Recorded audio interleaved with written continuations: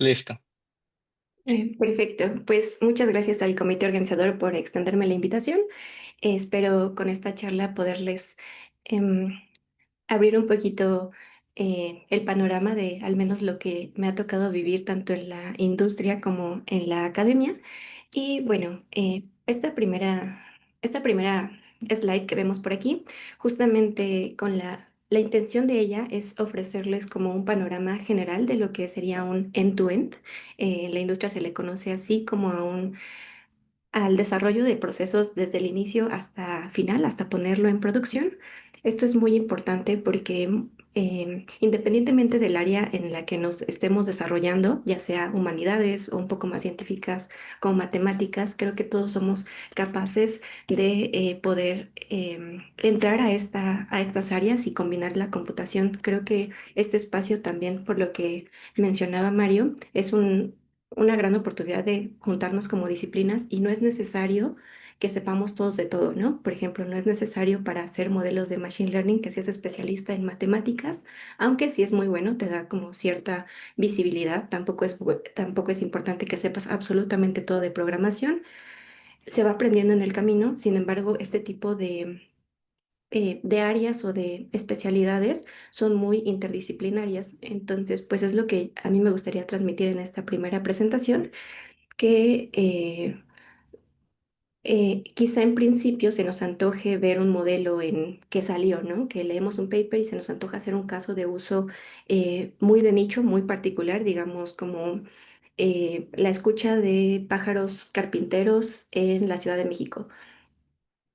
Posiblemente con las herramientas que tengamos no la podamos desarrollar hasta el final. Sin embargo, va a ser bien importante como esta comunicación entre distintas disciplinas. Y bueno, para empezar, un modelo se necesita primero la preparación de los datos, que es un poco a lo que yo me dedico.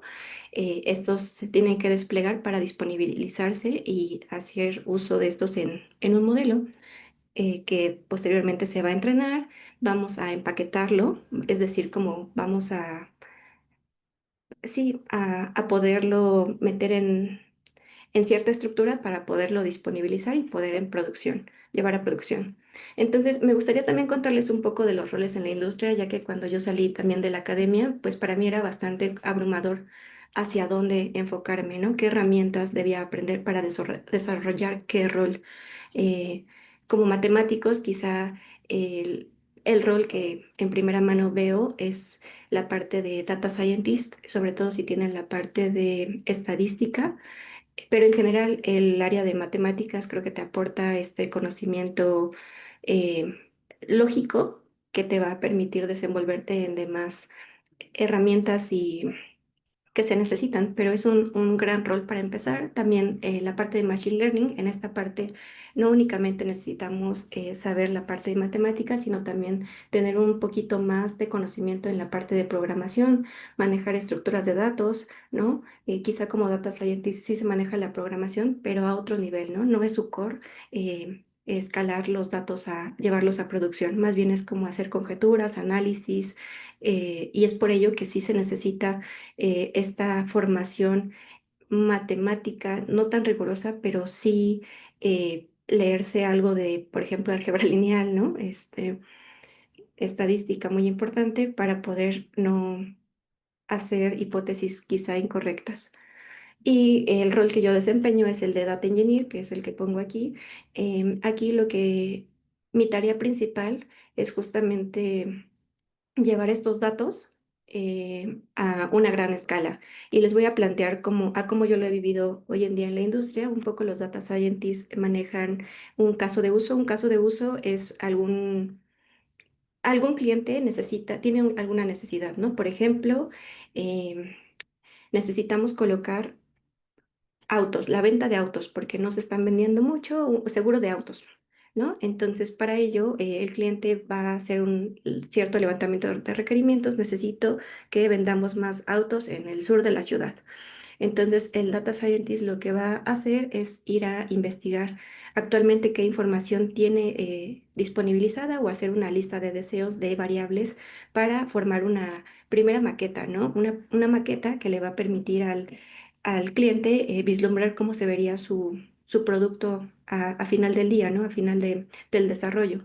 Esto es un poco más labor de venta. Obviamente, los data scientists eligen las variables con su expertise para poderlas poner en algún modelo apropiado, ¿no? No es cualquier modelo, tienen como un abanico de modelos donde escoger y con ello hacen la labor de venta. Una vez que esto lo trabajan, regularmente se trabajan en ambientes controlados, que son como sandboxes, que son Jupyter Notebooks o cuadernos de trabajo, donde, como les comentaba en un inicio, quizá el rigor computacional no es muy requerido, ¿no? No se necesita que se sepan estructuras de datos a mayor profundidad.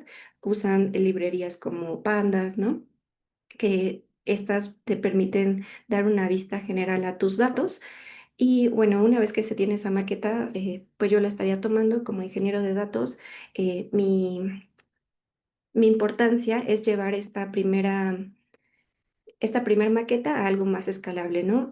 Científicos de datos trabajan una muestra de datos, digamos, ahorita de 100,000 registros. A mí me va a tocar hacer lo mismo, pero ahora con millones de registros, ¿no? Que en principio podría parecer algo transparente, ¿no? Pero no muchas veces es así y ahorita vamos a ver un poquito por qué. Y del lado de los machine learnings, a la parte de que se dedican un poco es de igual manera tomar esta maqueta de los data scientists y evaluar quizá los modelos que se están usando para ver si son lo bastante robustos para la cantidad de data que se está usando o quizá dentro de su abanico de modelos agarrar otro que les permita llegar a los mismos resultados que el data scientist, pero con un mejor performance, ¿no? Y también poner esto en producción para que ya esté de vista a cliente, ¿no? Otros roles que quizá les podrían interesar son arquitectura. Arquitectura se dedica un poco al diseño de la solución, ver qué herramientas se pueden ocupar para el despliegue. No siempre en todos los casos de uso se van a ocupar exactamente las mismas metodologías, entonces un poco el arquitecto a lo que se dedica es hacer un dibujo previo de cómo se vería esta solución final. eh, y los tiempos de ejecución y demás, ¿no?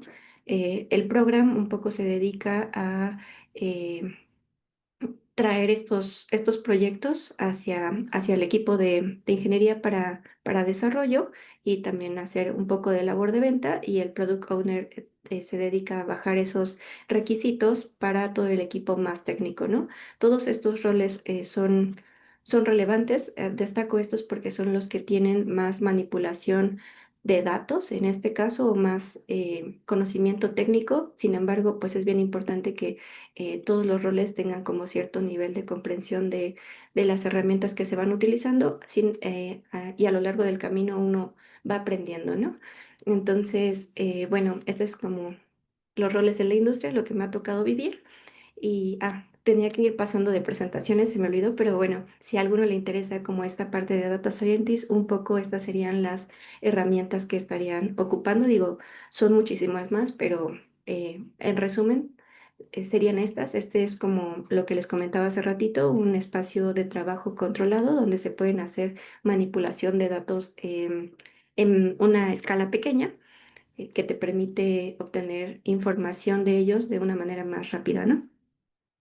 Después tengo el rol de Data Engineer, que es ya lo que les pregunté. Aquí, como podemos ver, nuestras herramientas cambian un poco.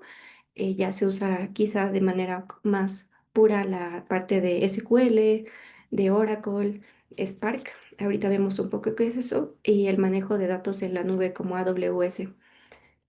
Y ya la parte del Machine Learning, que justamente se dedica a la parte de modelado, despliegue y al análisis de negocio, ¿no? Todos estos roles van pegados, ¿no? Siempre están en comunicación constante porque están involucrados en todas las partes del proceso de alguna manera. Y bueno, a mí me gustaría hablarles de los datos que me ha tocado la oportunidad de estar trabajando tanto en la industria como en la academia. Los datos estructurados son los em, más usados cuando tienes datos que son estáticos. ¿A qué me refiero con estáticos? Por ejemplo, em, las actas de nacimiento seguramente están almacenadas en alguna base de datos porque no nacemos hoy de nuevo, ¿no? Y se va a modificar esa información, ¿no? Es algo que ya queda como grabado. También hay bases de datos que contienen un histórico donde estos datos sí van cambiando a lo largo del tiempo. Sin embargo, sí podemos rastrear una cadena de un cliente, ¿no? O una persona, podemos rastrear su comportamiento a lo largo de la historia dependiendo de ciertos campos. No sé a qué nivel de detalle debería de dar esta ponencia, pero por lo que me compartían, el foro es bastante variado, así que espero no aburrirlos con ello, pero es importante como saber el tipo de datos con los que nos podemos encontrar y más adelante concluiremos también la parte de responsabilidad que tenemos al uso de estos datos, ¿no? Entonces, bueno, aquí, como les comentaba, son como datos más fijos. Aquí no puse como tal algún documento más, algún script más aterrizado a un caso de uso concreto, pero si les puedo mencionar algo de lo que yo recibiría día con día en mi trabajo, sería como esta recepción de un Jupyter Notebook, ¿no? Con una previsualización de datos que se vendieron al cliente. Aquí, por ejemplo, digamos de nuevo, ¿no? El ejemplo de la colocación de seguros de auto. Em, los data scientists decidieron que para su caso de uso necesitaban las variables de, por ejemplo, código postal de la persona que está solicitando este seguro, color de auto, por ejemplo, placas. em, Hay un índice de robos de autos que maneja el INEGI. Entonces, digamos que todos estos campos fueron los que necesitaba el data scientist para así poder hacer su caso de uso, y donde su caso de uso lo que le pidieron fue colocar estos seguros de auto a aquellas personas que tuvieran como menor índice de pérdida, ¿no? Porque a final de cuentas, pues los seguros de alguna manera su negocio es ganar dinero y no y mitigar como estos impactos, ¿no? Entonces, pues ese fue el caso de uso que se presentó, por ejemplo, en esta ocasión. Yo recibo esto por parte del data scientist. A mí lo que me va a tocar hacer en primera instancia es, bueno, como comentábamos, las variables que me decía era el color del auto. Quizá nosotros tenemos como un data lake, que un data lake lo podemos imaginar como una bolsita donde están almacenadas millones de tablas, millones de campos donde yo puedo entrar y consultar esa información. Esto se hace a partir de un gobierno de datos que tenemos como estandarizado, donde se lleva como tal data de clientes. La data de clientes contiene tal información. Data de vehículos.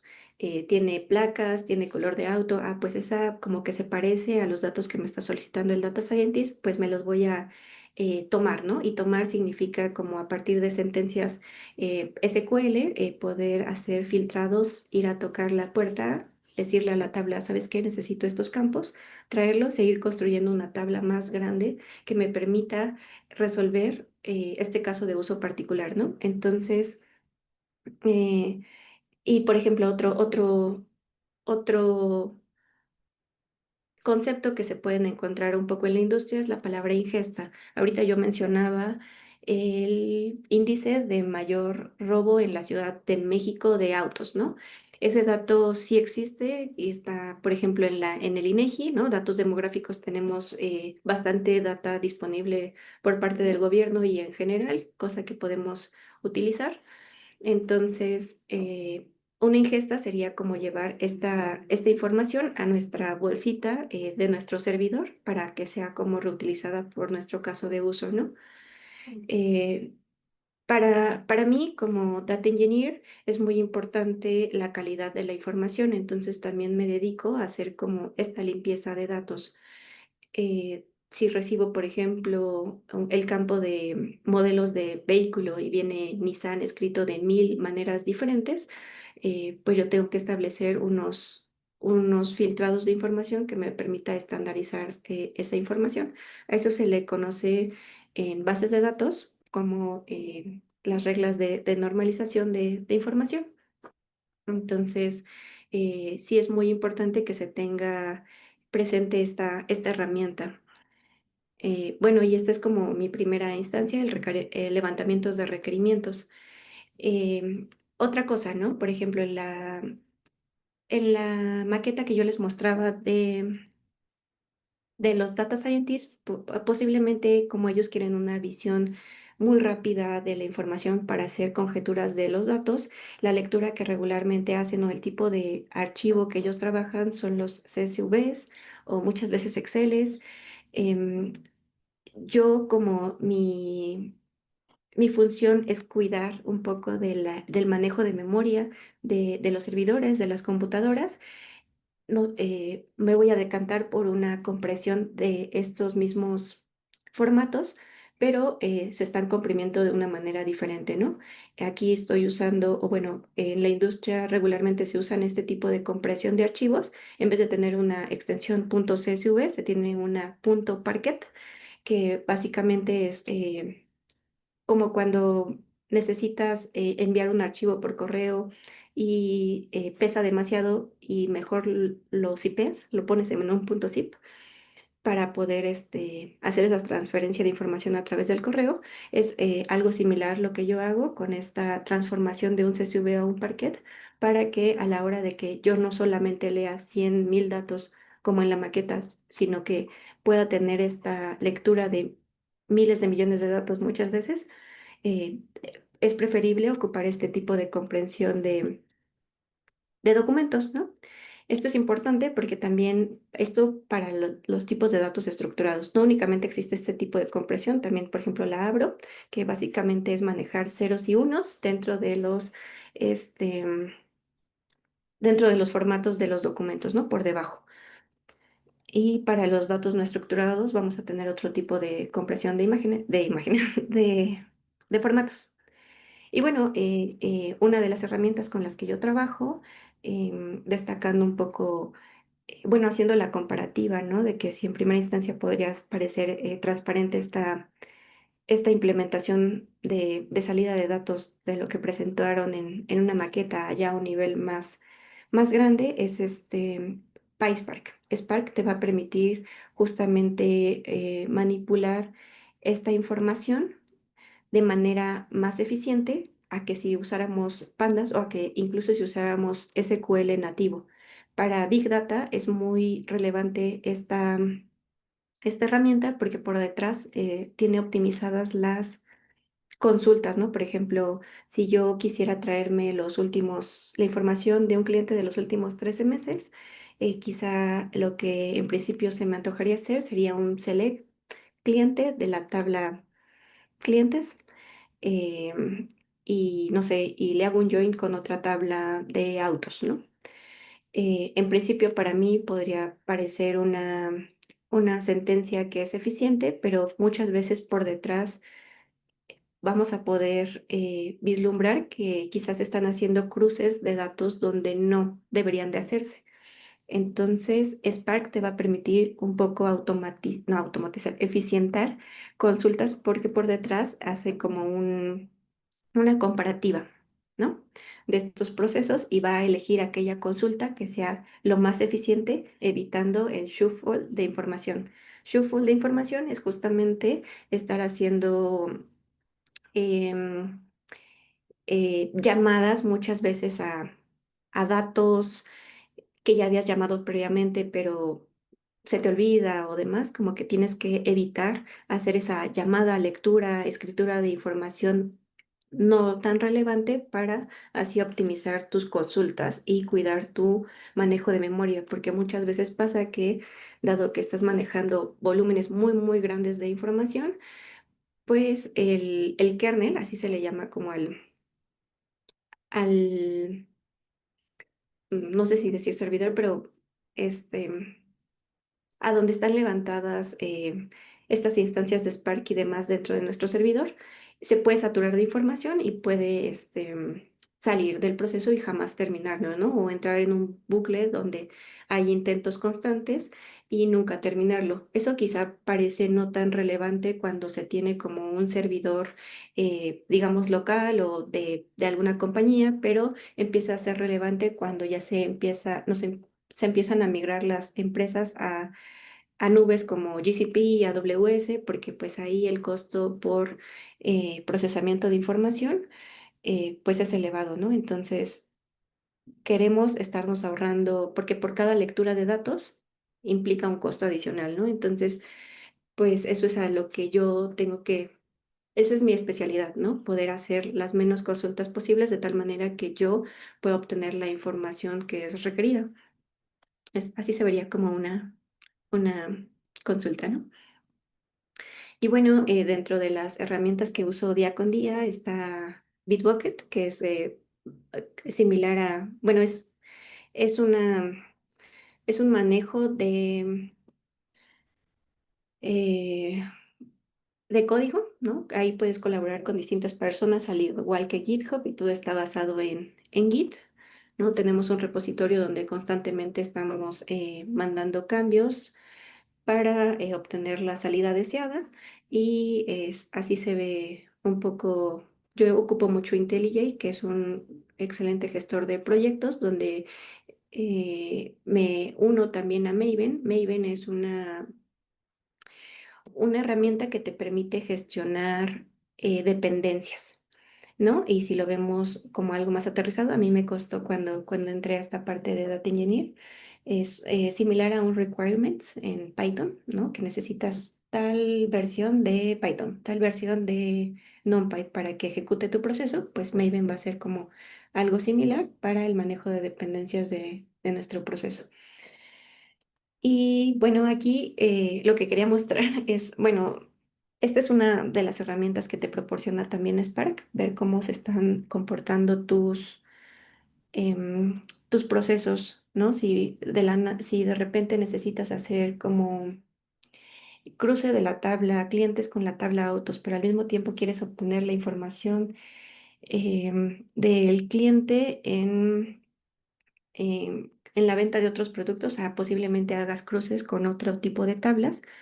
La intención de esto, de ocupar Spark, es poder hacer estos procesos paralelizables, es decir, que no necesitamos que yo termine la consulta de a ver cuántos de mis clientes tienen un seguro contratado conmigo y después iniciar la consulta y de esos clientes bueno, y cuántos de los clientes tienen contratado un tipo de producto X, por ejemplo, venta de libros, no sé. No necesitamos que se termine la primera petición para iniciar la otra. Necesitamos como organizar nuestro proyecto para que sea capaz de paralelizar procesos. Y así es como se verían esas consultas que les acabo de decir. Quizá en esta primera consulta estoy haciendo un filtrado de información de la tabla cliente. Tráeme los que tengan mayores de 50 años y regrésamelos. em, Agregando una columna de cliente preferido, ¿no? Y en otra instancia, ocupando la misma tabla, pero ahora tráeme la información de los clientes, pero con aquellos que estén casados, ¿no? Puedo hacer esta paralelización de procesos. Em, Esto se ve como en primera instancia sencillo, pero sí tiene su grado de complejidad. Lo que nos permite en este tipo de visualizaciones se llaman DAX. Son unos gráficos que, dadas estas secuencias que vemos por aquí, ¿no? Create Data Frame o demás, ay, podemos rastrear cómo visualmente se van efectuando esos procesos a nivel memoria, ¿no? Y se van pintando de estas maneras y aquí podemos anticipar posibles colapsos en la memoria, detener el proceso antes, saber un poco dónde se está creando un cuello de botella y reestructurar el código. Reestructurar el código muchas veces es, quizá ya no tengo que usar un join porque está muy pesado, quizá con una eh, subquery o subconsulta. Puedo garantizar la misma salida de información, pero en costo computacional de memoria me va a ahorrar procesos y me va a permitir entonces que mi proceso acabe con éxito, ¿no? Esta visualización que tenemos aquí es de un proceso bastante limpio porque no vemos como líneas cruzadas entre sí, es decir, que sí estamos viendo paralizaciones de procesos. No puse, se me pasó poner como un proceso que se viera como muy entrelazado, pero se verían como líneas atadas en todos los nodos de alguna manera, ¿no? Son gráficos a final de cuentas. De hecho, ya desde el punto de vista matemática, pues se puede evaluar como este, este problema desde teoría de gráficas y juegos para ver, dadas como ciertas consultas, cómo podemos optimizarlo y generalizar algo en ese sentido, ¿no? Estaría interesante. Y bueno, un poco para la parte de procesamiento de esta información, como les comentaba a manera de resumen, uso mucho Spark. Scala también es un excelente programa, es similar a Java, ¿no? Te permite más libertad de manejo de información. Digo, cada programa tiene sus cualidades, pero en Scala yo he encontrado eh, un gran programa para manejar grandes volúmenes de información. Ocupamos mucho las estructuras de datos, bueno, programación orientada a objetos, pero bien, se podría ocupar como alguna otra metodología, ¿no? Y Python, ¿no? Python también usualmente no es recomendado usar pandas, como les comentaba, para grandes volúmenes de información. Aquí usamos PySpark, que es una combinación de estos dos, que justamente nos va a permitir hacer consultas de manera más óptima. Y también es un gran aliado, ¿no? Estos dos son muy comparables, pero va a depender de cómo nos guste programar. Y bueno, para el lado de procesamiento, bueno, esto lo llevo para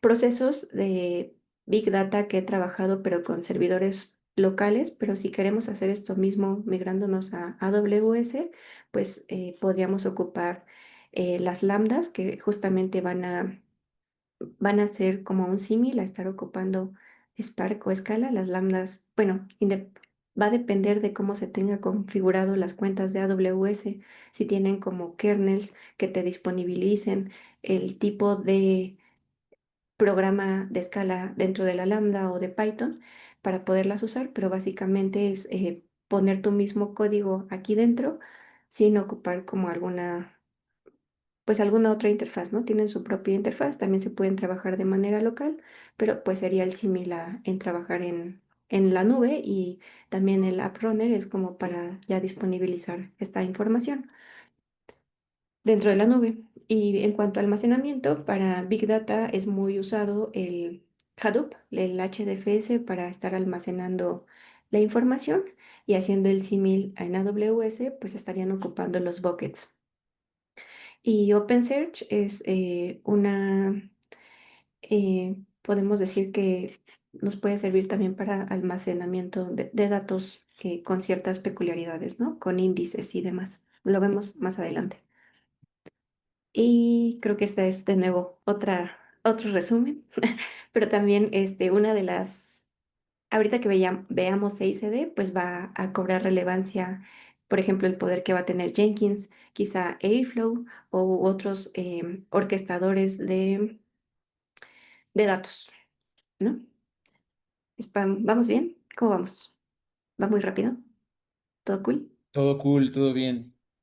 Perfecto. Pues estos son datos estructurados y ahora vamos a entrar a datos no estructurados, ¿no?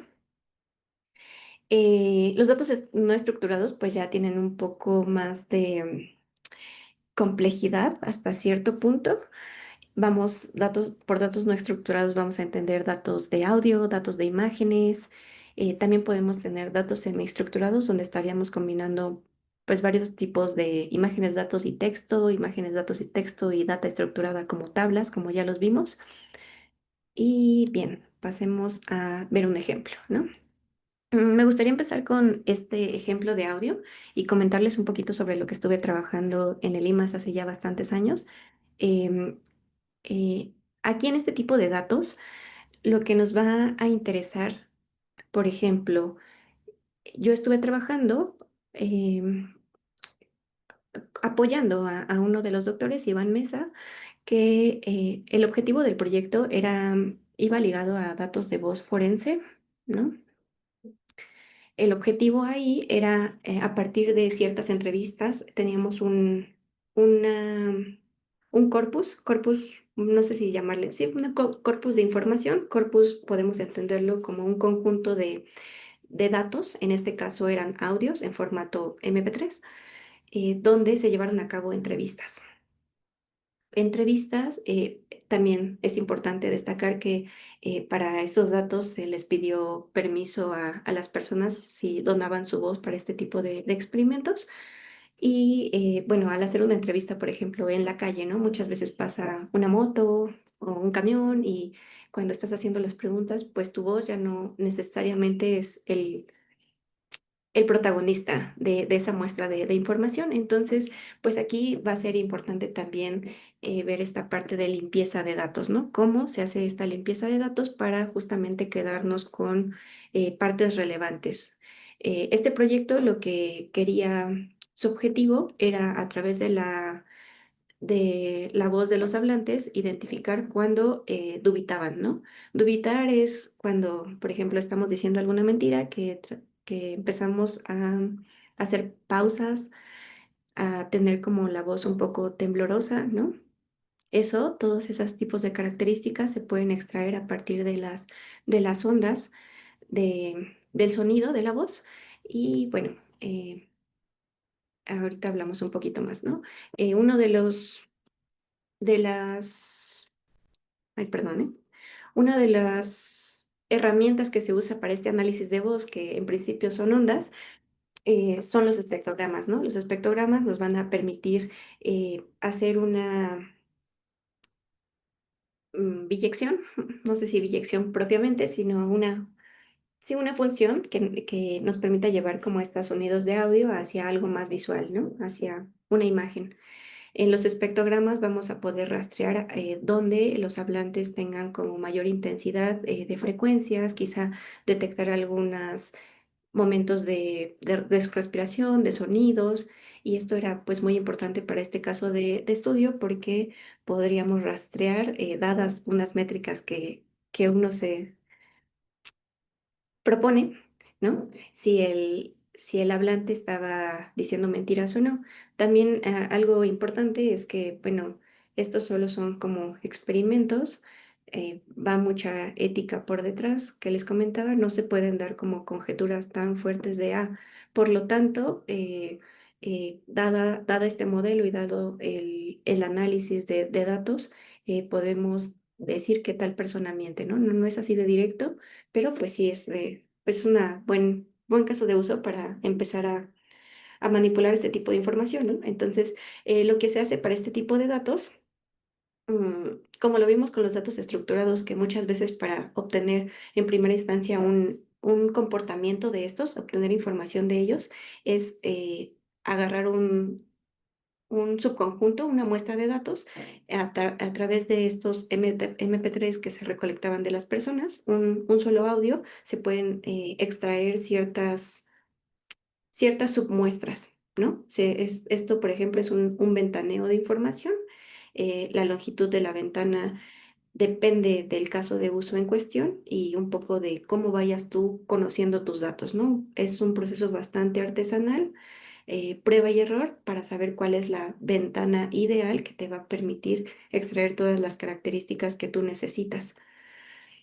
Bueno, aquí les cuento a grandes rasgos. Este es el paper que sacó el doctor junto con este chico, Emanuel Maqueda, que sacaron un paper bastante interesante. Yo participé al inicio, pero básicamente solo como un apoyo. Pero bueno, estos datos, para quienes les interese, te podrían permitir justamente hacer como identificaciones de hablantes, ¿no? En esta imagen que vemos por acá, podemos ver como el traslape cuando la imagen, la voz de una persona, dado el modelo entrenado, coincide con, con su propia voz, ¿no? Mucho de esto también es utilizado para lo del deep fake y demás, por eso siempre hay que tener en cuenta que estamos trabajando con datos bastante sensibles, pero es un proyecto bastante interesante y motivando a todos aquellos que son matemáticos o físicos detrás de todo esto, justamente para hacer este tipo de modelos o de métricas para saber si mi voz se parece mucho a mi voz o es tan ajena a, por ejemplo, la voz de Diego. Necesitamos métricas. Y esta es una métrica propuesta, es la de Triplet Loss, que justamente hace la diferencia entre los valores. Les dejo el paper por aquí para que puedan profundizar un poquito más al respecto, pero yo creo que a varios ya se les ocurrirán varios tipos de métricas em, comparables, ¿no? Porque en lugar de esta no usamos bueno, esta es la euclidiana porque no usamos otro tipo de métrica, ¿no? Bastante interesante para que vean que como matemáticos podemos entrar en todos lados. Y creo que algo relevante que quería mencionar aquí es que a pesar de que tenemos como estos sonidos, de nuevo, regresando a la parte de limpieza de datos, va a ser bien importante no olvidar que a final de cuentas estamos trabajando con computadoras y las computadoras tienen un almacenamiento de memoria limitado, ¿no? No son recursos ilimitados. Entonces, al hacer esta limpieza de información, lo que queremos es, em, pues, computar menos, ¿no? Almacenar menos. No hay que olvidar que, dado que estamos hablando con una computadora, esto a final de cuentas se transforman en ceros y unos, ¿no? Son arrays son como listados de unos y ceros, que nos va a permitir codificar esta misma señal que vemos aquí para que sea entendida por la computadora. Adelante. Hola, gracias, Alitzel. Una duda, porque como que siento que de forma abstracta sí entiendo cuál es la diferencia entre datos estructurados y no estructurados, pero para ser un poquito más formales, la verdad es que no había visto nunca antes alguna definición, ¿no? ¿Dirías o crees que es correcto decir que los datos no estructurados son aquellos que no tienen como características directas o claras? Por ejemplo, Vale. un audio, pues no es como no son como columnas que sean características, sino es cada observación, cada audio es pues miles, millones de muestreos, ¿no? En este caso de frecuencias, ¿no? Sí. Podemos entender como dato estructurado aquellos datos que ya tienen como un formato fijo, así predeterminado. Yo soy el campo edad.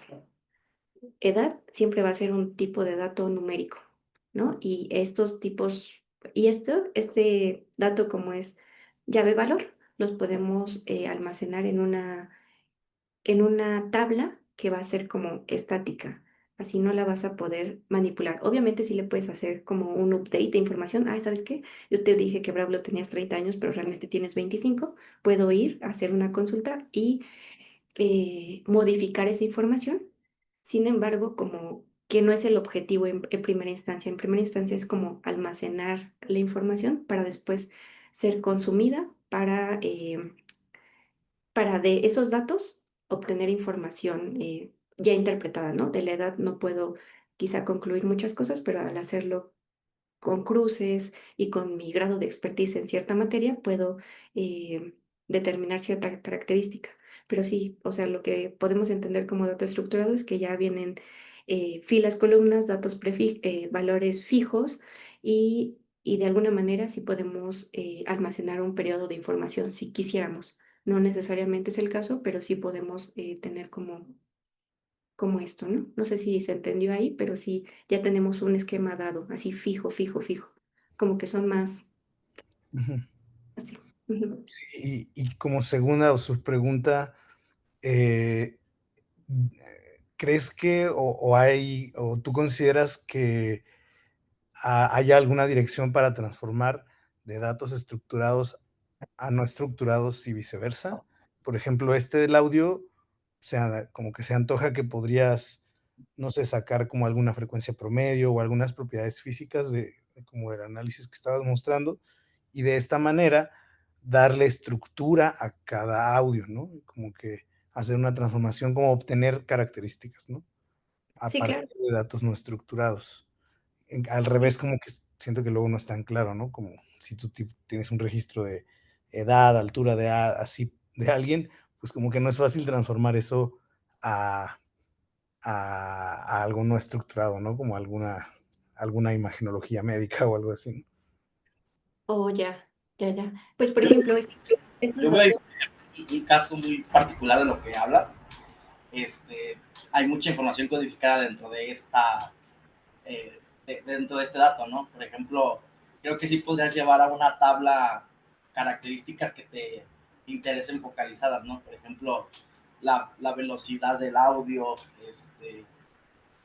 frecuencias de rangos, ¿no? Donde te interesa, por ejemplo, mira, aquí tengo voz, ¿no? Sobre estas frecuencias.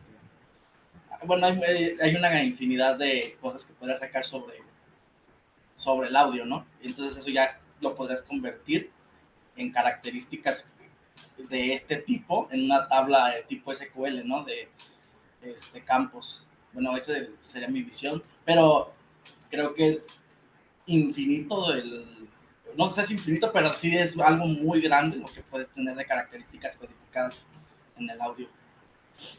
No sé si mi noción es correcta, pero Sí, sí, de hecho, sí, ¿no? O sea, depende un poco del caso de uso que le quieras dar. Por ejemplo, en este sentido, a lo que le llamamos data no estructurada sería como pasárselo de lleno hacia al modelo, ¿no? Que sería como, necesito yo pasarle las señales así para que identifique ciertas frecuencias porque así es como le quiero pasar la información. Sin embargo, yo quisiera, dada las entrevistas que hice, hacer este mismo análisis, decodificarlo a 0 segundos. Por ejemplo, aquí, ¿cuántos respiraciones tuve en cierto momento de tiempo? Lo puedo traspolar o a vaciar una base de datos estructurada y de ahí obtener otro tipo de información. Va a depender, no, no, una no exime a la otra, ¿no? Creo que eh, se hace análisis de datos con ambas. O sea, está padre, ¿no? Pensar más allá, sobre todo si usan, por ejemplo, de casos de uso ahorita en textos, ¿no? O por ejemplo en las LLMs, cómo te contesta ChatGPT. Seguramente nosotros, por ejemplo, ese es un modelo que está recibiendo textos, son en principios datos no estructurados, pero sin embargo sí podrías estar guardando las interacciones que tienen los usuarios. Por ejemplo, el usuario me dijo esta respuesta, dada esta pregunta, yo le respondí esto. Todo eso lo podríamos estar almacenando en una base de datos estructurada donde el campo sea pregunta-respuesta y después hacer un análisis del tipo de preguntas y respuestas que se le estuvieron haciendo a este software, ¿no? Entonces, pues depende ahí tu imaginación, lo que se te ocurra es posible, ¿no?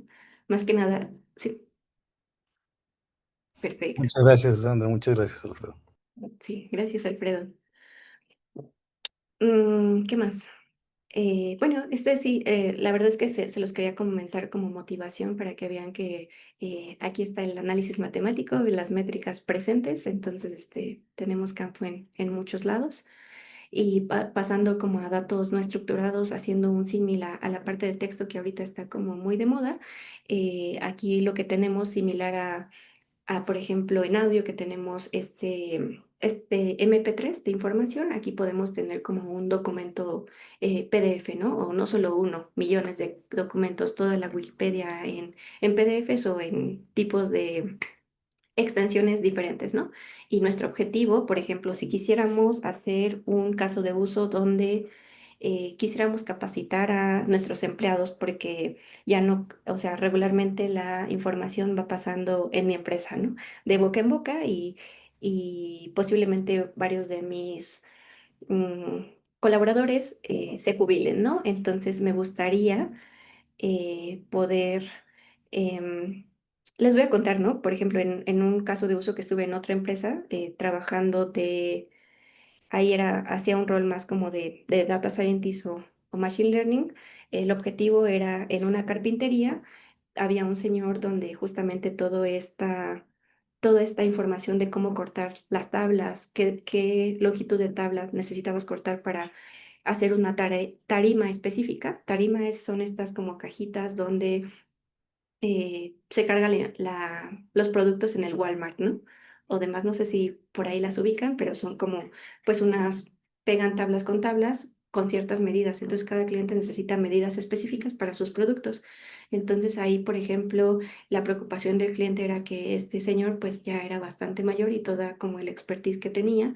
eh, Realmente no estaba escrito en ningún lado, incluso el mismo dueño pues no tenía como ese nivel de detalles y si en algún momento el señor decidiera jubilarse, pues nadie iba a poder como continuar con esta data. Entonces, imaginemos que queremos como automatizar este conocimiento del señor, incluso para el señor mismo, porque mucho de lo que pasaba es que era que en inventario no se tenía como bien regulado algún inventario. Entonces, pues parte de era primero, dadas todas las tablas, los tipos de tablas, medidas de las tablas que llegaban, posiblemente hacer una base de datos estructurada donde diga, tabla de 8 por 8 hay 50, ¿no? Hacer un inventario y de esas como que extraer la información de este señor experto para que diga, para las tablas para Coca-Cola se necesita de medidas de 8 por 5. Entonces, pues esa información que ya la sabía, pues extraerla de alguna manera. Entonces, posiblemente, ahorita ya me fui a ese caso como muy concreto y ahí todavía faltaba mucha información o mucha como documentos que avalaran eso, porque todo el documento era el señor mismo, pero supongamos en una empresa donde sí tenemos estos documentos disponibles de capacitación a los colaboradores. Entonces, una manera de capacitarlos de manera más rápida sería quizá a través de un chat similar a ChatGPT, hacerles preguntas concretas de, oye, y si necesito eh, sacar información de clientes de autos, ¿cómo lo podría hacer? Bueno, podría mandar esta pregunta y hacerle la pregunta a la información que ya tengo de alguna manera guardada en algún lugar. Pero esa información guardada en algún lugar, de nuevo, ¿no? No simplemente es que nuestro proceso, viéndolo de manera computacional, vaya y lea absolutamente todos los documentos, porque eso lo haría como muy tardado, computacionalmente no eficiente y quizá como humanos lo podríamos hacer más rápido con ese expertise, ¿no? De que ya sabemos en dónde buscar. Entonces necesitamos como de proveer de esa manera de búsqueda más eficiente a estos sistemas. Entonces, pues ese corpus de información, esa bolsita donde tenemos almacenados todas las capacitaciones de los clientes, tenemos que encontrar una manera de poder, dada una pregunta, regresar la información puntual. Eso se hace a través de, bueno, es lo que ahora es como las LLMs y demás, el procesamiento del lenguaje natural, por ejemplo, lo que se va a hacer es también, dado un texto, un texto PDF, digamos, eh, ir como segmentando esta, esta información por medio de chunks, aquí se les conoce como chunks o fragmentos de texto que, de nuevo, similar a lo de... y esto se hace para poder como llevar nuestra información, que en principio son palabras, también llevarlo a vectores que serían ceros y unos, de tal manera que esto lo pueda consumir la computadora de una manera transparente. Entonces, pues haciendo el símil a lo que hace ratito veíamos con audio de procesamiento de señales, donde también agarrábamos ciertas ventanas de la señal del audio y estas ventanas en principio no sabemos de qué longitud las necesitamos. Igualmente aquí con el chunqueo de información en textos, no hay una regla estándar de, los tienes que hacer de cada dos palabras o cada punto y aparte, ¿no? Va a depender muy propiamente del caso de uso a atacar para que esto se adecue de manera como muy personalizada, ¿no? Este es el preprocesamiento de información en este tipo de datos, ¿no? Bueno, se almacenan este tipo de datos en bases vectoriales, donde justamente ya vamos a poder más adelante, ya después de que pase por el modelo y demás, poder ir a preguntarle a nuestros documentos. No, ya no estaríamos conviviendo puntualmente con nuestros documentos, sino con estos nuevos como vectores que ya contienen la información relevante para contestar y vamos a dirigirnos de manera puntual a través de em, eh, índices, ¿no? Los índices muchas veces nos van a servir para poder acceder a información de manera rápida, ¿no? Em, Aquí usamos bases de datos no estructuradas. Un ejemplo de ellas, por ejemplo, en AWS sería DynamoDB. Y ya no les comenté ejemplos de bases de datos estructuradas. En estructuradas tenemos, por ejemplo, Postgres, MySQL y BigQuery, por ejemplo, ¿no? Que es de Google. Y aquí ya vienen siendo otro tipo de almacenamiento. Sí. Y bueno, todo esto ya vimos un poco maquetas a grandes rasgos. Traía como ejemplos, pero ya no, se los puse, los tengo como por acá en un collab. Pero un ejemplo que me parecía interesante con vos, se los comparto ahí con Mario, para que incentive a quien quiera estudiar este tipo de datos. Por ejemplo, ¿qué estaría haciendo Shazam, no? Shazam lo que busca es, dada como una canción que nosotros escuchamos en el metro, ¿no? Queremos saber por qué nos gustó, prendemos nuestra aplicación y reconoce, hace ese empate de las ondas con nuestra canción y nos dice, es la canción de Juan Gabriel, no sé cuál, ¿no? Eso es, eso lo podemos hacer metiéndoles canciones. Bueno, las canciones en este caso ya vienen limpias, ya no hay como tanto preprocesamiento, pero por ejemplo se podría hacer lo mismo con análisis de lo que comentaba al inicio, de identificar el sonido de los pájaros carpinteros en la Ciudad de México, ¿no? Ahí muchas veces ya tenemos como modelos preentrenados de aves, pero posiblemente no tengamos específicamente datos de pájaros carpinteros, ¿no? Entonces posiblemente nuestra labor será ir y recolectar esos audios de pájaros carpinteros, hacer esa limpieza para que entonces podamos dárselo a un modelo ya preentrenado y este caso de uso muy de nicho, porque nos encantan los pájaros carpinteros, poderlo mandar al modelo y sacar el caso de uso que queramos, ¿no? Entonces, independientemente de los modelos ya existentes o preentrenados, es muy importante destacar que de la parte de limpieza de datos no nos salvamos, hay que hacerlo y hay que hacerlo bien porque es como el core de todo lo que después viene, ¿no? Pero regresando un poco a Shazam, em, ahorita digamos que lo hicieron ustedes de manera local, les voy a pasar por ahí el código y entonces yo voy en el metro, consulto esa información, pero sin embargo ya mi familia le gustó y entonces quisiera probarlo. No voy a estar yo manualmente yéndome a mi notebook, eh, eh, corriendo celda por celda mis funciones para saber qué canción fue la que escuchó, ¿no? Como que eso es bastante no óptimo o no lo que, por ejemplo, se esperaría de Shazam que fuera como instantáneo, ¿no? Y también si lo quiero compartir con más comunidad, ¿no? Por ejemplo, en este caso mi familia, pues estaría padre tener una manera de que cualquiera pudiera ir y tocar este componente y obtener la información de salida, ¿no? Entonces, pues así me- aquí es donde lo estoy haciendo de manera manual, como que no parece cansado a la larga y un proyecto que quizá abandonaría, ¿no?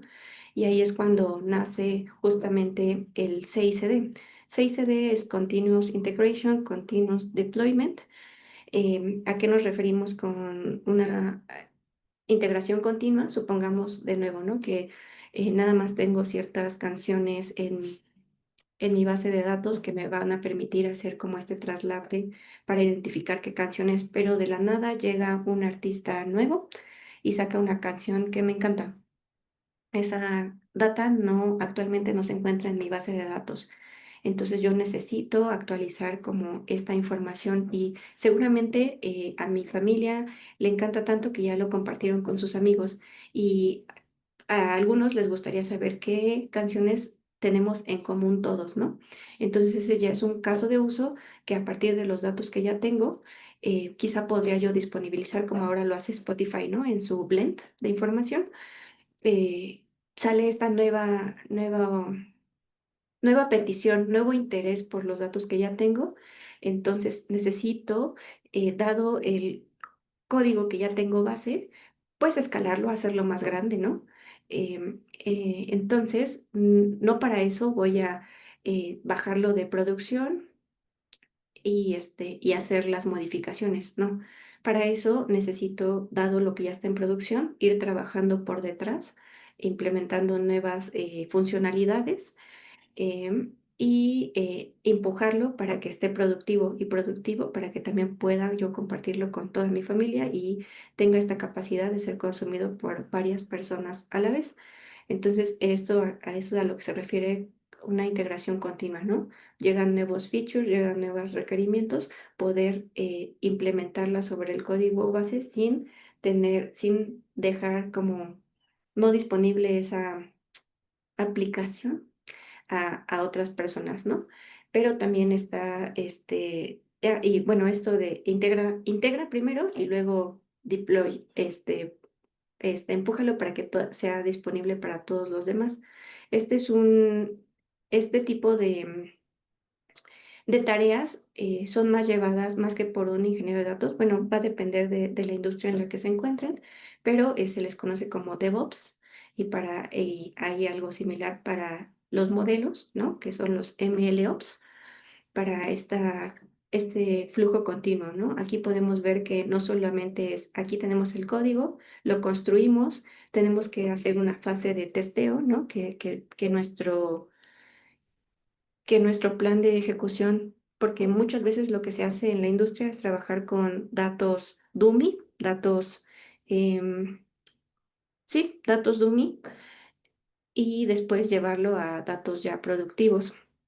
Entonces, en esa fase de testeo nos va a permitir ver que todo se ejecute de manera transparente con ciertas normativas que le vamos a poner para que cuando ya esté en producción no vaya a tronar más arriba, ¿no? Mandamos y efectuamos la operación. Adelante. Sí, justo te iba a preguntar, bueno, este CICD es más como para ingeniería de software, pero ¿cuál es el equivalente al de datos? Es que nunca lo he conocido realmente cómo funciona un flujo de este tipo de integración continua y de despliegue, ¿no? Pero a nivel datos, o sea, con modelos y todo este tipo de cosas de ingeniería de datos. Pues yo vería como algo bastante similar, o sea, nosotros ocupamos yo me dedico a la parte de datos y lo que hacemos es, bueno, codificamos a gran escala, ¿no? Aquí estoy implementando el código en una cierta estructura de proyecto en IntelliJ, ¿no? Codificamos en escala. Aquí lo que va a pasar es que tenemos una serie de pruebas. En mi caso, ocupamos mucho pruebas unitarias, que lo que te va a permitir hacer es evaluar Las funciones, ¿no? ajá, y pruebas de aceptación, son nuestras como normativas que tenemos.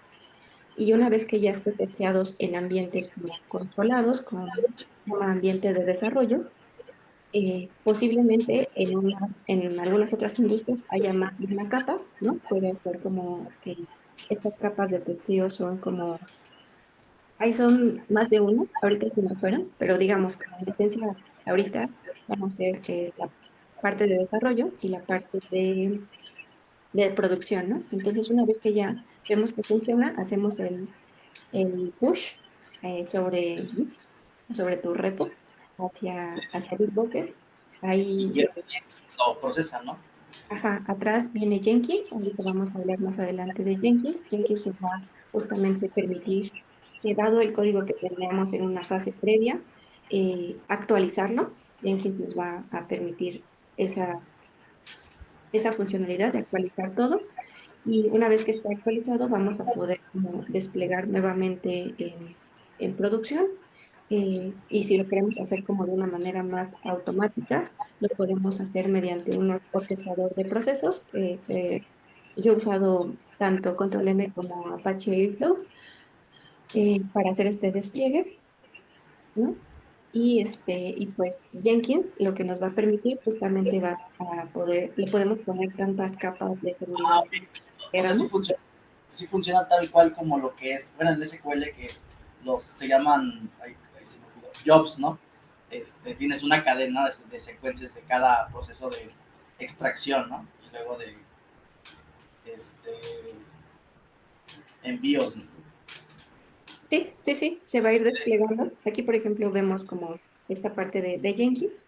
Ahí tenemos ciertas como capas si queremos de que no se despliegue como esta nueva im- eh, implementación de código en nuestro código ya funcional, si no pasa las pruebas de seguridad de que no lleve clientes o de que no lleve data encriptada o de varias como cosillas ahí. Ya una vez que Jenkins lo aprobó por varios, porque Jenkins, lo importante de Jenkins es que le podemos poner muchos plugins que nos van a permitir como justamente hacer como esta manipulación para un caso de uso más particular de nuestras datas y y vaya con esta Y pues limpieza que queremos. asociados a la regla de negocio, ¿no? Ujú. Y ya después de eso, si ya lo queremos como automatizar, es decir, que no estemos como yendo al notebook y correrlo manualmente, pues hacemos uso de estos orquestadores de procesos, que son los jobs, que te van a permitir como activar ciertas cadenas de tu proceso, dado cierta parametría, ¿no? Ah, ok, de acuerdo. Sí, adelante, Luis.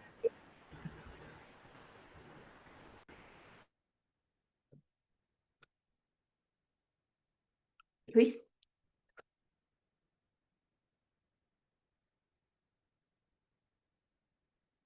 ¿no? Bueno, Perdón, es que no encontraba.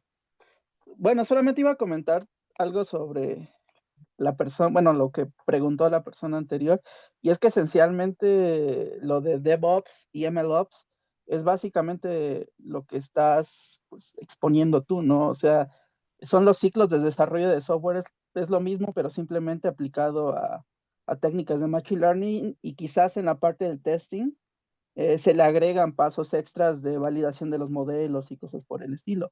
Pero esencialmente el ciclo de desarrollo de software, que DevOps originalmente está pensado para el ciclo de desarrollo de, por ejemplo, despliegue de páginas web o soluciones clásicas de servidores, de algún tipo de servicio.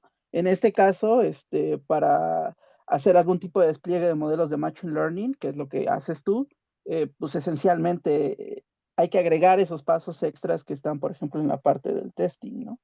Y pues nada más, era lo único que iba a comentar como para agregar a ello.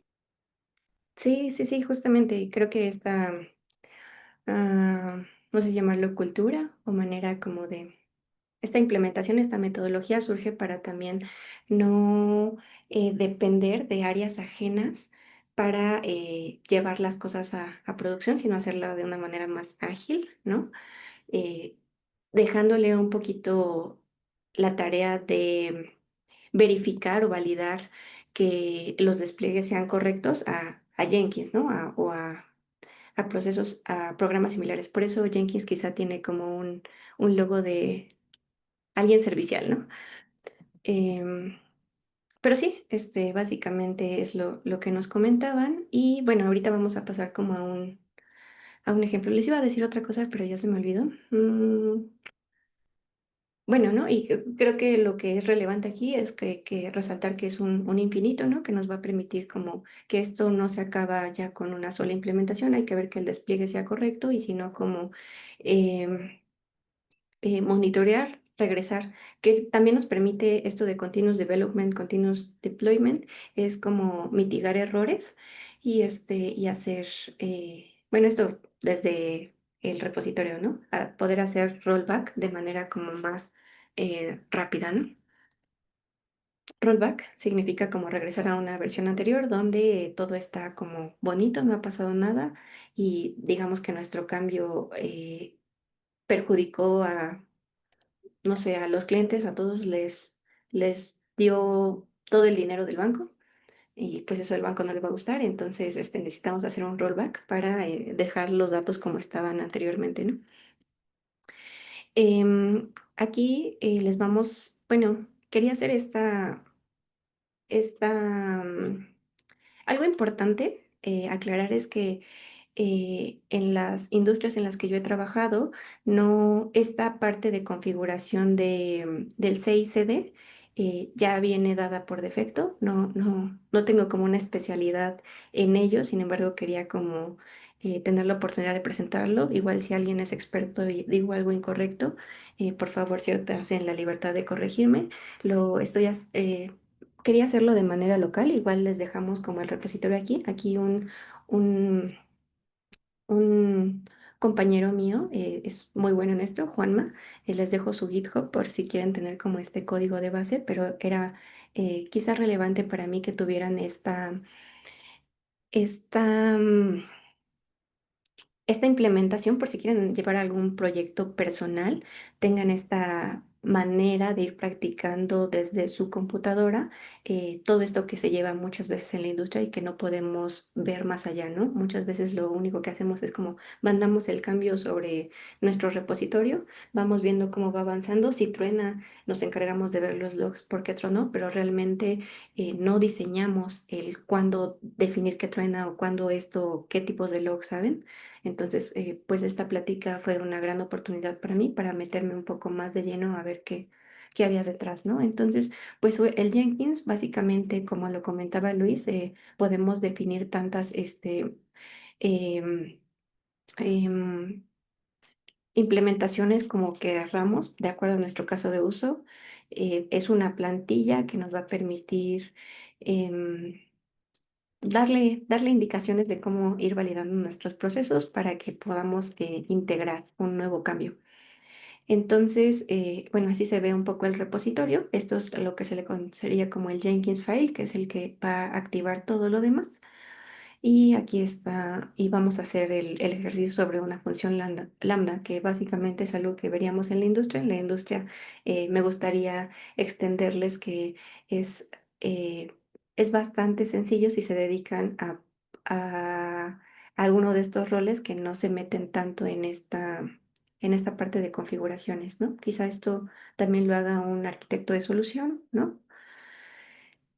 Bueno, en primera instancia lo que se tiene que hacer es levantar, bueno, tener una cuenta de AWS. En estas cuentas de AWS vamos a hacer una renta de uno de sus servidores, son los S2. Esos lo pueden hacer cualquiera de ustedes, tienen como opciones para estudiantes o versiones libres, siempre y cuando no te pases de un umbral de consumo de información. Entonces, necesitas levantar como esa estancia para que puedas desde tu repositorio ir a depositar información en S3. S3 es como la manera de almacenar los datos en AWS, ir y depositarla o ir y pedir información. ¿Sabes qué? Necesito pues hacer algo de manera local, ¿no? Igual hacer algún análisis, como lo comentaba Braulio, de mis audios, ¿no? Necesito hacerlo. Entonces, bueno, así se ve una función lambda. Realmente es entrar a tu cuenta de AWS, irte a la parte de lambda y desplegar. Aquí le puedes poner cualquier nombre y lo que es realmente pegar un script. Si lo quieres hacer si lo quieres automatizar todo, lo que vas a hacer es pegar esta información en tu Lambda function que vemos por acá, ¿no? Les voy a enseñar, creo que por aquí tengo el repo. Aquí está el repo, donde en principio mi función Lambda es una función común y corriente, donde va a estar recibiendo llave valor y como salida me va a decir, hola, estoy haciendo Jenkins desde local, ¿no? Eso para probarlo de primera intención, pero también podemos, como nuestro interés de esta plática es estar manejando datos, pues ¿qué les parece si subimos un CSV, ¿no? O si consultamos un CSV. Entonces eso lo podemos hacer modificando esta función para traer para escribir, para mandar a llamar del S3 cómo se leen los datos en esta herramienta de nuevo no se espanten, o sea, creo que todas estas herramientas únicamente van cambiando de nombre con el paso del tiempo, pero pues es como similar a como leerían, no sé, un CSV en pandas, ¿no? Pero ahora se va a llamar S3.read, ¿no? Algo así. Entonces, bueno, aquí lo podemos ver. Esta es la manera en que estamos como mandando a llamar. Bueno, se necesitan como las credenciales para ir a tocar la puerta de tanto del repositorio como de nuestro, de nuestra cuenta de AWS donde tenemos almacenada la información. Y listo, ¿no? Ya una vez que se haga ahí lo que vamos a hacer como este cambio en el código aquí de manera manual. Aquí vamos a ponerle como read table de nuestro S3. Le vamos a hacer un push desde terminal para nuestro repositorio en el que estaremos trabajando y una vez que esté el push vamos a poder ingresar en nuestro Jenkins ahí con tu usuario y tu contraseña que está todo ligado a tu herramienta de manera local y vamos a poder ver este despliegue, ¿no? Aquí por ejemplo tenemos como algunas fallas, así se vería como un día, así se vería algo que no quieres que pase en viernes terminando tu jornada laboral, ¿no? Que justamente haces como algún cambio dentro de tu código y se ve y falló, ¿no? Y es porque algo que le metiste está chocando. Entonces, pues Jenkins te avisa de eso y tienes que mandar el cambio. Pero una vez que ya lo tengamos aquí, vamos a poder construirlo, es decir, como que esos cambios se vean como reflejados en nuestro repositorio para que después sean activados por una función más adelante, ¿no? Y bueno, aquí les dejo esto. Aquí lo que estamos haciendo es escribir un CSV en un contenedor de S3. Y listo. Bueno, eso a grandes rasgos es como lo que les quería comentar en esta charla. Eh, Dejo también este espacio para decirles mi perspectiva del uso de datos hoy en día. Creo que también, como se dieron cuenta, no les conté como un poco de los datos estructurados en donde lo he usado. Lo he usado, por ejemplo, en el Instituto de Economía. Ahí estuvimos como jalando datos de la Bolsa Mexicana de Valores y estábamos haciendo un proceso de trading o algo similar. Entonces, hay varios datos allá afuera que pueden ocupar, pero algo muy importante es que este trabajo nunca lo he hecho sola. Creo que yo como matemática, como he contribuido justamente es a proporcionar ciertas métricas. Con esta parte de computación en la que me he formado, pues he podido implementar bases de datos y después irme especializando un poco más por ejemplo, en este de grandes volúmenes de datos.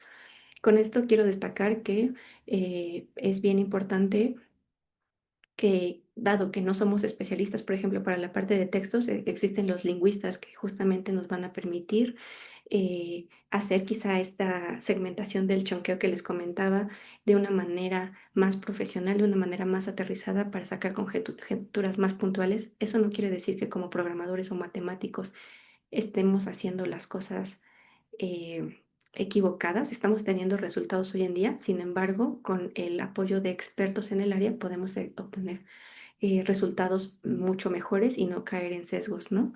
Y por el mismo caso con los datos, ¿no? En la parte de análisis forense que se estuvo trabajando, de igual manera no se trabajó únicamente desde la perspectiva de computación, se estuvo trabajando con personas de forense, con personas de medicina, con personas de muchos ámbitos, ¿no? Entonces, la interdisciplina en esta área de data es bastante relevante. ¿Y qué más les puedo mencionar? Pues también de nuevo con el creciente boom de la Gen AI y demás, creo que a futuro podemos vislumbrar una deuda técnica de los datos por esta generación de, por ejemplo, de imágenes autogeneradas. Ya no sabemos qué es real y qué no lo es tanto. Entonces, como que hay varios datos que quizás llevan como cierto ruido que estaremos como ocupando más adelante en otros modelos. Entonces, pues hay que tener un poco de cuidado también y que no se pierda este gobierno de información. Es bien importante seguir estandarizando los datos, limpiándolos adecuadamente y como último punto, me gustaría mencionar que a pesar de que nuestra profesión no es una profesión que esté interactuando directamente con un cliente, por ejemplo, un médico que está interactuando con el paciente, y se ve, a nuestros ojos se ve como el impacto de si hace mal su trabajo, cómo va a perjudicar a los demás. Nuestro trabajo, de quieran o no, sí perjudica. No lo vemos en primera instancia, pero hay que hacer las cosas de manera muy consciente. Todo lo que hacemos es importante y con ese mismo valor tenemos que hacerlo día a día, no obviar la parte de la ética, porque con los datos estructurados, por ejemplo, que tenemos información de todos nosotros, tienen información guardada muy específica, de tal manera que si yo leo una tabla y haciendo cruces de manera estratégica, te vas haciendo como muy experto en el área, puedes extraer información bastante sensible de muchas personas. Entonces, pues no desvincularnos de esa importancia que tiene como nuestro rol ahora en la ingeniería de software y desarrollo de software en general. También estas herramientas que les he presentado quizás son como para proyectos como más tradicionales, para si les interesan proyectos más encaminados a GenAI, los roles empiezan a un poco a cambiar. Sin embargo, no creo que se mantenga en la industria el GenAI para siempre o que sea una solución para el todo, ¿no? Ahí tendría que especializarse quizá en otro tipo de herramientas como puede ser el manejo de APIs, ¿no? Que está como muy de moda ahora y demás, ¿no? Va a depender un poco de lo que se quieran especializar y pues que espero con esta plática haberlos incentivado a que no por el hecho de haber estudiado matemáticas no se puede formar uno en todos los aspectos. Espero más adelante, ahorita, em, trabajar con datos de agricultura. Si conocen a alguien, estaría encantada de poder colaborar con alguno de ellos, pero pues estamos abiertos a colaborar en todo porque me gusta de todo un poco y pues muchas gracias. Les dejo mi LinkedIn por si quieren platicar más adelante, por si dije algo mal en la charla y me quieren corregir. Siéntanse con la libertad de hacerlo. Gracias. Muchas gracias, Andy. Yo creo que ha ayudado mucho a entender, sobre todo los que somos matemáticos teóricos, un poco de cómo se está trabajando en la industria, ¿no? ¿Qué herramientas necesitamos? ¿Cómo está el panorama? Y bueno, ya nos describiste un poco la metodología. Vamos a abrir la sesión de preguntas para los que todavía nos siguen acompañando. Si tienen dudas, yo quiero empezar haciéndote una. Para los que no saben qué es AWS, ¿nos puedes decir qué es una función lambda? Sí, una función lambda lo que te va a permitir va a ser Eh, es una función similar a lo que tú harías de manera local, pero a desplegarlo en la nube. Ya, gracias. No sé si alguien más tiene alguna pregunta Yo por el tenía chat o una, pueden abrir su micro. Sí, desde, adelante. desde el principio hubo una que me saltó un poquito, que fue cuando hablaste de la parte de usar, ¿cómo se llama? Ay, el que se parece un poquito al HDFS, pero que lo utiliza de por medio. Se me olvidó cómo se llama Parquet, que no usas pandas, usas otro. No me acuerdo cómo. Parquet. Ya, no. Para abrir el Spark. archivo, ándale, Spark. Ese mero. Cuando dijiste que en Spark es más eficiente versus la consulta SQL, me brincó un poco porque bueno, también el SQL tiene como base usar cosas, estrategias de optimización como el índice, las consultas. Entonces, como que dije, bueno, ¿cuál es la diferencia entre hacer esta consulta versus utilizar Spark? Lo único que después, bueno, más adelante hablaste, es que Spark paraleliza la consulta, ¿no? No sé si es lo que entendí en ese momento, pero supongo que utiliza el HDFS para hacer esa paralelización. Sí, ocupa el HDFS, pero a lo que me refería es que Spark por detrás sí está usando SQL, de hecho. O sea, Sí, SQL nativo, pero lo que pasa es que ya tiene como varias funciones que te permiten optimizar procesos. Posiblemente si eres como súper experto en SQL y sabes cuándo usar un join o cuándo usar mejor una subconsulta, posiblemente puedas hacerlo, pero dado que estamos trabajando con una infraestructura de base Spark, conviene usar las metodologías que ya están dadas por defecto, porque por detrás de todas maneras, a pesar de que tú le metas SQL nativo, por detrás de todas maneras va a ser el procesamiento de comparar como em, las consultas.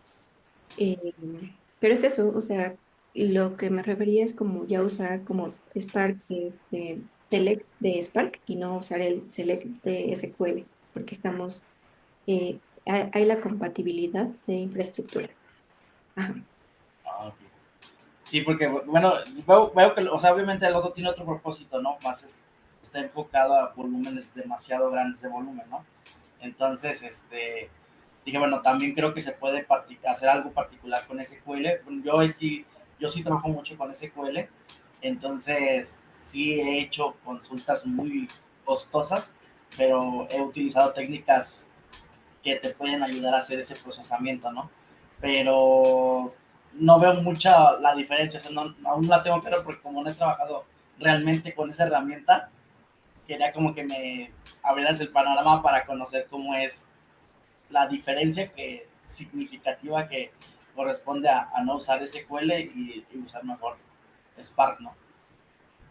Pues sí, maneja como de manera un poco más eficiente el manejo de clústeres del operativo y la RAM. Sí, sí, o sea, creo que sí está más enfocado a la paralelización, ¿no? En Ujú. lugar de otro sí está enfocado a lo que tienes, a los volúmenes, digamos dentro de los millones, ¿no? Porque estos son billones, supongo, el Big Data, ¿no? Okay. Y la otra era algo sobre la recolección de datos, a- ¿implementas alguna técnica dentro de tu rol para realizar tus tareas? Donde, por ejemplo, web scraping o algo donde puedes sacar tus fuentes para los modelos y entrenarlos. Bien. Este, Pues datos pueden sacarlos de varias partes. Por ejemplo, creo que hay varias páginas de datasets como Hugging Face, Kaggle y demás que traen varios volúmenes de información para poder hacerlo.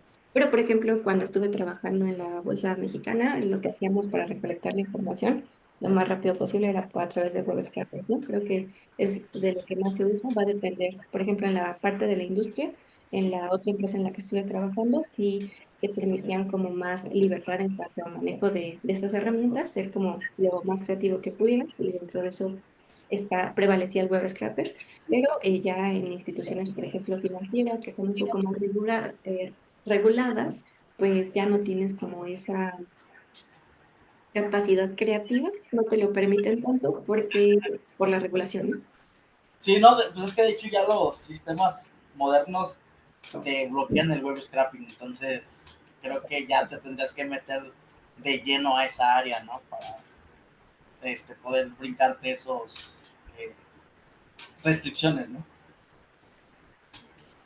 Por Sí. eso sí buscaba como fuentes, así algo parecido como al INEGI, porque tengo, tengo muchos proyectos que me gustaría hacer, pero no sé cómo recolectar los datos, entonces quería ver si me podías ilustrar por qué camino. Eh, Incluso he buscado en ChatGPT, pero las fuentes que te dan son como muy, no, no aportan realmente algo significativo, ¿no? pues yo creo que lo que podría recomendar así de primera instancia sí sería acercarte con algún experto, Sí, porque sí, sí. muchas veces, por ejemplo, en la parte de psicología, un compañero recién nos comentaba que tienen como varios datasets que quizás no están siendo explotados, ¿no? Una de mis intenciones, yo creo que a futuro sería, eh, pues, abrirme el tiempo para ir a tocar base con distintas disciplinas que quizá no son como tan propias de la computación y poder ver qué se puede hacer de los datos. Entonces, por ejemplo, si quieres hacer algo de X cosa, yo creo que los institutos, al menos aquí en UNAM, estarían abiertos en proporcionarte como alguna guía, ¿no? Ah, ok. Sí, sí, sí, tienes razón. Ok, perfecto. Muchas gracias. A ti. Adelante, Andrés. Andrés. Hola, buenas tardes. Hola, Sandra. Tengo una duda ahorita que mencionaste de cuando estábamos, bueno, cuando si yo quisiera hacer una predicción, pues trabajo, agarro los datos y trato de buscar con mis datos el mejor modelo que tenga, no sé, algún forest random o si es categórico, un CatBoost. Pero pues en mi búsqueda pues veo los mejores hiperparámetros y ya decido, este es el mejor modelo, ¿no? Cuando haces el deployment, en el deployment solo publicas el mejor modelo o haces el deployment de todo el proceso hasta que al final siempre te encuentra el mejor modelo, no importa las características que te pasen. Ahí te voy a ser como muy honesta, en esta parte ya de grandes volúmenes de datos no he hecho deploy de modelos propiamente, pero en la industria anterior lo que sí hacíamos era justamente evaluar de manera un tanto local, que son ay, pues haces como pruebas, que son, empaquetas los modelos en PKLs y puedes ver como el mayor performance y únicamente te vas a quedar con aquel modelo que se adecue mejor a tu caso de uso para llevarlo a producción. Yo creo que se podrían, digo, ahorita lo digo como de manera un poco ignorando, pero yo no veo la imposibilidad de poner más de un modelo en producción y de alguna manera poder activar uno u otro dependiendo de cierta necesidad, ¿no? Entonces creo que Ujú, o sea, en la parte de computación no veo como algún limitante, pero en el deber ser, no sé, ¿no? De alguna manera, creo que todas las empresas lo que van a tratar de hacer es eficientar su consumo. Entonces, no creo que llevar más de un modelo en cuanto a costos simplemente, bueno, sea como una gran estrategia, pero pues va a depender del caso de uso, ¿no? ujú. Y del tiempo, ¿no? Porque, bueno, buscar por muchos hiperparámetros te puede tardar horas hasta que encontraste el mejor y ya cuando lo subes y que cada vez de que pasen datos, pues, ya lo que dices, el costo del proceso y de la renta o de lo que sea que se genere, es lo que podría ser un impedimento. Ok, esa era mi duda, porque digo, sigo buscando yo o tratando de entender más sobre los diferentes modelos y buscar, pero como hasta ahora igual tampoco he publicado algo, no sabría qué es lo que le daría al cliente final. Sí, Gracias, Ana. gracias a ti. Adelante, Gerardo. Hola, buenas tardes. ¿Sí me escucho bien? Sí, Ah, perfecto. primero que nada, muchas gracias. Me era de mucho interés esta plática. Una duda, ¿va a quedar grabada? Es que no pude aprovechar al máximo porque me estuve trasladando. No sé dónde va a estar disponible. Esa es mi primera duda. Bueno, esa la puedo responder yo. Si ya registraste tu asistencia, te lo comparto por el correo que usaste para registrarte. Ah, ok, muchas gracias. Y mi segundo comentario sería muy similar como el del chat de Víctor Eduardo. De, yo igual soy recién egresado, pero de una especialidad en estadística que de CIMAT y está como orientada a científicos de datos, ciencia de datos, eh, como que solo da los fundamentales, ¿no? Eh, pero veo que, por ejemplo, los roles de ciencia de datos a veces piden mucho este tipo de herramientas de las cuales tú nos platicaste. Eh, yo sé que pues se pueden pedir roadmaps en internet hasta ChatGPT, pero en tu experiencia empírica, ¿qué tecnologías, como dice Víctor, nos recomendarías o me recomendarías como que, mira, básate en estas primero? Estas son como que las piedras angulares que debes de aprender para fortalecer tu rol como científico de datos, porque realmente a veces se pierden las fronteras de estoy leyendo una vacante de empleo y no sé si estoy leyendo una de analista de datos, de científico de datos, de ingeniero de datos, y pues terminan pidiéndote un stack que dices tú, no lo cumplo ni volviendo a nacer, ¿verdad? ¿Qué me recomendarías en esos casos? Y muchas gracias. Sí, gracias. Específicamente ahorita de Data Scientist, digo, no estoy desempeñando ese rol, pero lo que sí es que es abrumador enfrentarse como a las vacantes porque justamente piden como infinitas cosas, ¿no? Creo que ahí el consejo que podría brindar sería, o sea, si tú te dedicas a análisis de voz y quiero ser un científico de datos de análisis de voz, pues vender eso, ¿no? Vender eso con mucho rigor. A final de cuentas, por ejemplo, no sé qué estudios tengas, pero de alguna manera la carrera que hayas estudiado, el posgrado que hayas estudiado, te dio ciertas habilidades, ¿no? Por ejemplo, lógicas o demás. Vender eso como eh, vender eso, lo que ya sabes y no te como frustres en tratar de aprender de todo un poco. Quizá lo que te podría recomendar es no sumergirte demasiado, por ejemplo, en en matemáticas, aprender como puntualmente cómo hacer integrales de muchas variables a mano, ¿no? No irte como a esa profundidad, pero sí entender como a grandes rasgos, sobre todo el manejo de derivadas que se maneja en la parte de redes neuronales, ¿no? Para el backpropagation o demás. Si quieres especializarte eso, busca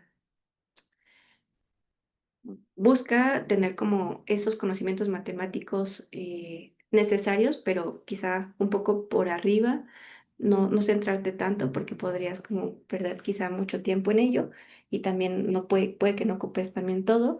Y en la parte de programación, creo que independientemente de los tres roles que mencioné que tomes, es importante que sepan manejar estructuras de datos, ¿no? Que conozcan como las diferencias que hay entre cada uno de ellos, un poco de metodologías. No es necesario, tampoco se abrumen de que su código no es el mejor, su código es el más limpio, su código no tiene, que mi código tiene 5 líneas y el de ustedes tiene 80, o sea, creo que tampoco eso es relevante a la hora de que los contratan. Creo que lo importante es que sepan hacer las cosas o llegar al resultado, ¿no?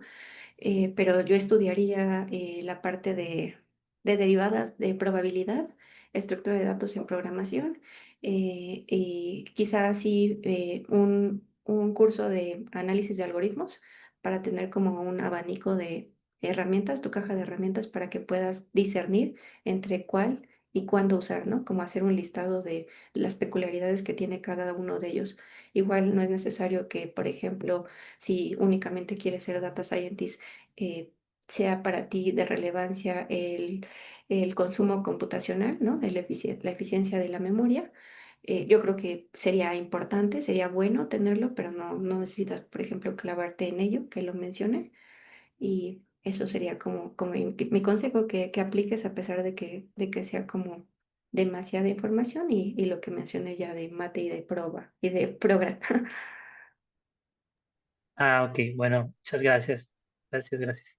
Ay, bueno, creo que sí, algo muy importante es que sí le den a SQL. SQL sí es relevante, o sea, puede ser SQL nativo, como mencionaba Andrés, o PySpark, que eso es lo mismo, pero con otra sintaxis. Simplemente cambia la sintaxis, pero es muy bueno saber cómo eh, obtener datos e interpretarlos, ¿no? Creo que eso es lo que más practicaría yo. Ok, muchísimas gracias. Mm. Hay unas preguntas en el chat, te los voy a leer. De Uriel Luján dice, ¿cuáles son las tarifas o planes gratuitos que permite usar AWS? Creo que te puedes meter a AWS literal y ahí te va a decir que le metas una tarjeta de crédito, que siempre y cuando no te pases como de cierto umbral que tú puedes configurar. en- Hay una parte de configuraciones. Este, puedes usarla, ¿no? Puedes usarla cuantas veces quieras. Pero a ver, Ok, servicio. Sí. Ujú.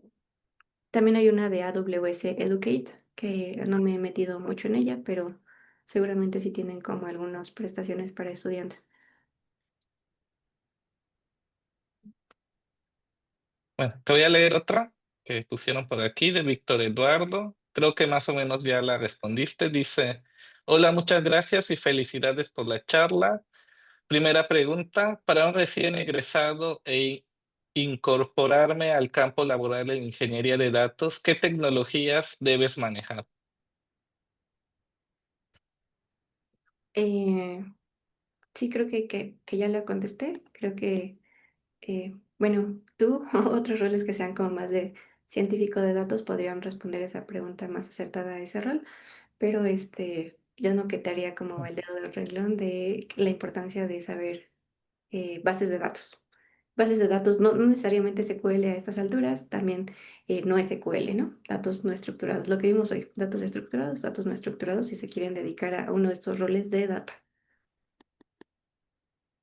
Bueno, igual si me permites complementar, yo tengo el papel de científico de datos que describía Sandy en BBVA y cosas que recomendaría, pues saber Python, ¿no? Saber Python, las cosas básicas de Pandas, NumPy y un poco de Spark, aunque no es indispensable porque cuando lo tengas que usar, pues lo aprendes, ¿no?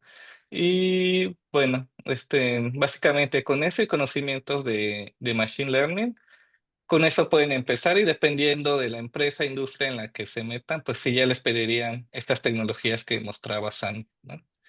Que pueden ser AWS, puede ser Google Cloud, Azure, no sé, dependiendo de eso. Y yo creo que con eso pueden empezar. Bueno, te sigo leyendo. El mismo Sí. Víctor comentaba, dice, ¿cómo podría generar experiencia de manera independiente? Saludos desde la UAN Iztapalapa. Pues justamente haciendo un proyecto que sea de tu interés y si necesitas algunos datos, Kaggle puede ser como una gran fuente para poder obtener información para que entrenes tu modelo, ¿no? Lo importante más que estudiar mucho es poner en práctica las cosas. Entonces ese sería como el paso a seguir y también aventarse a vacantes. Hay muchas vacantes de trainee que no necesitas como experiencia profesional previa. Eh, a mí también me ayudó mucho acercarme a la parte académica y empezar a hacer proyectos ya dirigidos. Si algo no se te ocurre de manera personal, yo creo que cualquier investigador en general se siente halagado si le dices que su, su investigación es atractiva y seguramente tendrá como algún proyecto en el cual puedas aprender. Y creo que me gustaría complementar lo que veíamos hace ratito de qué recomendaría para aprender. Lo que más usamos, por ejemplo, con relación a AWS, sería como SageMaker, en el manejo de S3 para que puedan ver los logs de si su proceso llega a fallar, también meterse a la parte de CloudWatch. ¿Y qué más? Para el uso de lambdas, el App Runner para ejecutar tus procesos y eso sería con relación a AWS. Igual pueden meterse como a AWS y ellos tienen como varios, a pesar de que varios aparecen como videos de venta, también se puede aprender como de ahí, ¿no? Desde la propia documentación. Gracias, Sandy. Pues nos pusieron otra pregunta en el chat, te lo voy a leer. Para trabajar justamente en un rol inicial en BBVA o cualquier institución financiera, Sandra y Mario tuvieron proyectos enfocados en finanzas, digamos que ya estaban realizados y los pusieron en su CV. Pues en mi caso, la verdad es que sí tuve acercamiento con la parte financiera. Estuve colaborando en el Instituto de Investigaciones Económicas aquí en la UNAM. Entonces, pues sí tuve la oportunidad de estar trabajando con algunos proyectos de trading y demás. No creo que sea relevante, eh, pero pues sí te da como pues cierto conocimiento de ciertos campos, pero aún así como que si no tienes esto previo, no te desanimes, creo que en cualquier industria, incluso en esta, todos los perfiles son requeridos y para mí, entre una mentalidad más diversa, ¿no? Es mejor para todos. Bueno, de mi caso, creo que fue suficiente los proyectos que hice en el CIMAT, en la maestría, en el doctorado. Y bueno, antes trabajé en el Banco de México, pero la verdad no hice nada de finanzas ahí. Estaba en la fábrica de billetes y fue más análisis de imágenes. Entonces se puede decir que yo no tenía nada de finanzas y hasta el momento desconozco muchas cosas de finanzas, aún trabajando en un banco. Sí, yo también. Y ya no hay más preguntas en el chat. No sé si alguien quiere hacer alguna otra pregunta o lo cerramos por acá.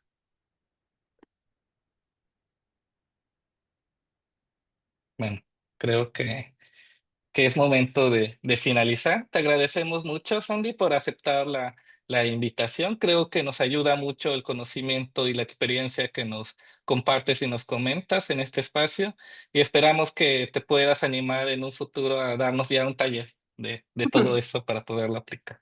Muchas gracias a todos por su asistencia y esperamos que estén pendientes. Tenemos más charlas ahí programadas relacionadas a estos temas. Nos vemos. Hasta luego. Hasta Bye. luego. Bye bye. Hasta luego. Muchas gracias.